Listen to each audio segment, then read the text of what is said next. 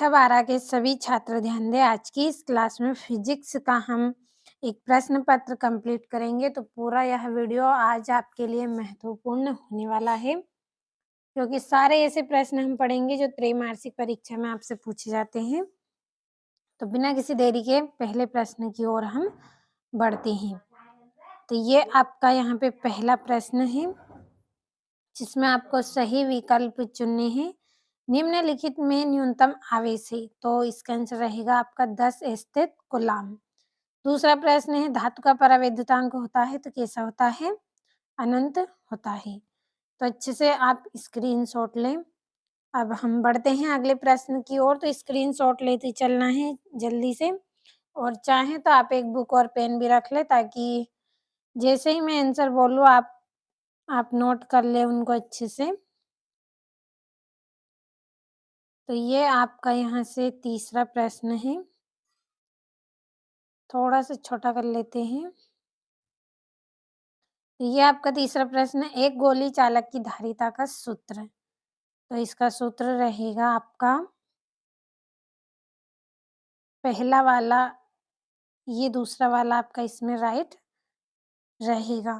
तो अच्छे से कंप्लीट कर लीजिए। अगला प्रश्न है आपका, एक तार को खींचकर हो जाएगा उसकी लंबाई 3 गुना करने पर उसका प्रतिरोध। तो कितना हो जाएगा? 9 गुना। जल्दी से स्क्रीनशॉट लें आप, फिर अगले प्रश्न की ओर हम बढ़ेंगे।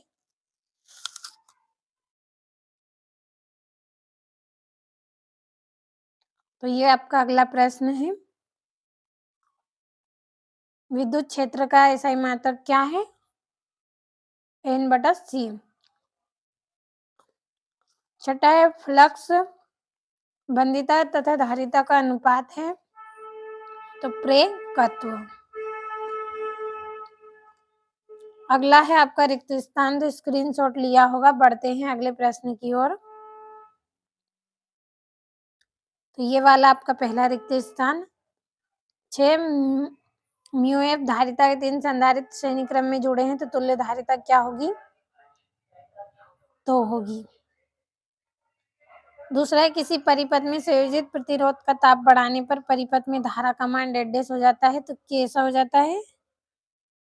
बढ़ जाता है।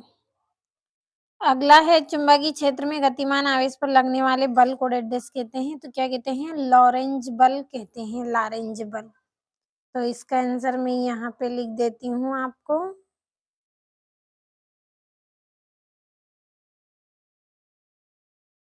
लॉरेंज बल। ये वाला आपका क्या है? तीसरा है। चौथा है, विद्युत धारिता का एसआई मात्रक, तो एम्पियर।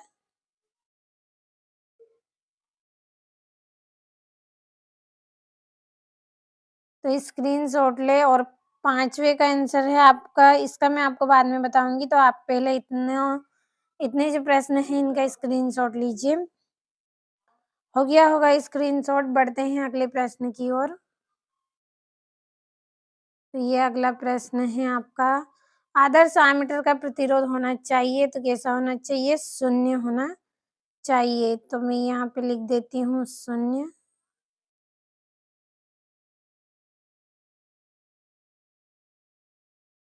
तो ये आपका 0 आएगा। छठा है, प्रतिचुंबकीय पदार्थ की चुंबकीय प्रवृत्ति होती है, तो कैसी होती है? ऋणात्मक।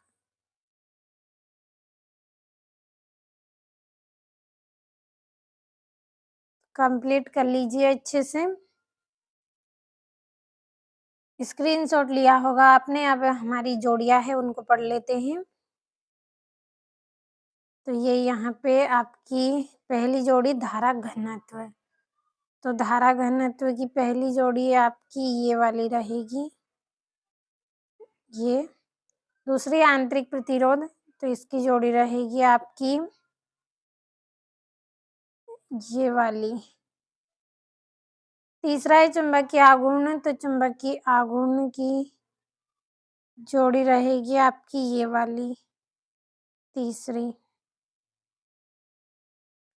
अगला प्रश्न है आपका चौथा, चुंबकशीलता, तो इसका आएगा Na² वाला, चौथी जोड़ी है ये।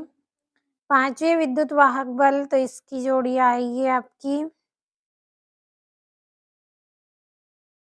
ये वाली 5वीं। छठी चुंबकीय फ्लक्स, तो चुंबकीय फ्लक्स का आएगा आपका ये वाला। तो स्क्रीनशॉट लेकर आप अपनी नोटबुक में अच्छे से कंप्लीट करें इनको।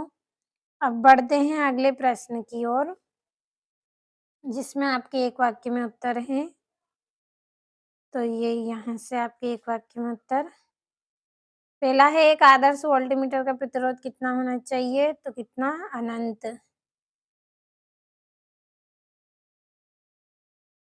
अनंत।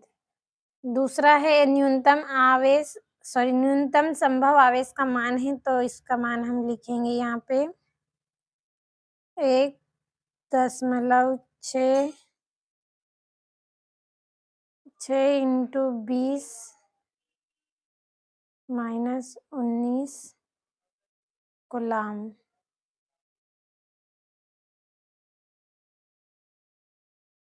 दूसरे का है ये आपका। तीसरा, विद्युत क्षेत्र में किसी कुचालक पदार्थ के एकांक आयतन उत्पन्न द्विध्रुव आघूर्ण को क्या कहते हैं? तो इसका आपको करना है। चौथा है, किसी चालक के अंदर स्थित विद्युत क्षेत्र कितना होता है? तो 0। तो इसका आंसर मैं यहाँ पे लिख देती हूँ 0। ये आपके चौथे प्रश्न का आंसर है, ये चौथे का आंसर है। अगला है आपका, किरचॉफ का द्वितीय नियम किस संरक्षण पर आधारित है? तो ऊर्जा संरक्षण।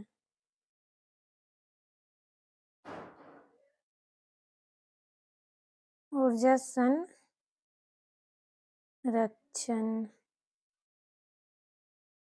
तो अच्छे से कंप्लीट कर ले, स्क्रीनशॉट ले आप। बढ़ते हैं हमारे सत्य असत्य की ओर।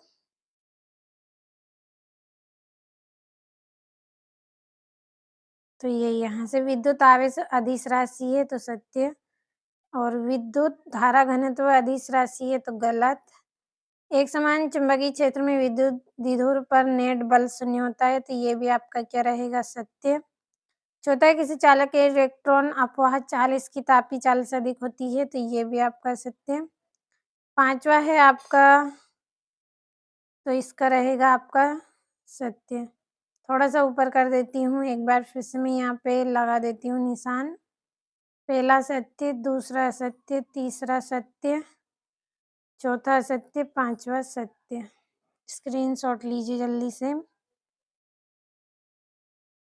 हो गया होगा स्क्रीनशॉट। तो हमारे प्रश्न किस तरह से हैं? ये छठा, विद्युत विभव को परिभाषित करें। सातवां अथवा सही थे, तो अच्छे से स्क्रीनशॉट लीजिए आप यहाँ से। अब बढ़ते हैं अगले प्रश्न की ओर। तो ये यहाँ से 8वां 9वां। अब ये आपका 10वां है, 11वां प्रश्न। तो स्क्रीनशॉट ले अच्छे से। और ये यहाँ से आपका 12वां 13वां प्रश्न है। तो कंप्लीट कर ले, पूरे इम्पोर्टेंट क्वेश्चन हैं आपके। ये यहाँ से भी 14वां 15वां प्रश्न, और ये यहाँ से भी कंप्लीट करें। बढ़ते हैं अगले प्रश्न की ओर। ये 17वां है आपका, और ये यहाँ से 18वां है। थोड़ा सा छोटा कर देती हूँ। तो ये इतने प्रश्न का स्क्रीनशॉट लें।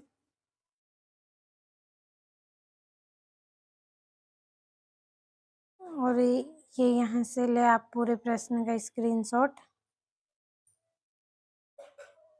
ये आपका 19वां 20, ये आप 19वें प्रश्न का ले। 20वें का मैं आपको फिर से बता दूंगी, तो आप वहाँ से लीजिए। तो ये आपका 20वां प्रश्न। तो अच्छे से कंप्लीट कर लेना पूरे प्रश्नों को।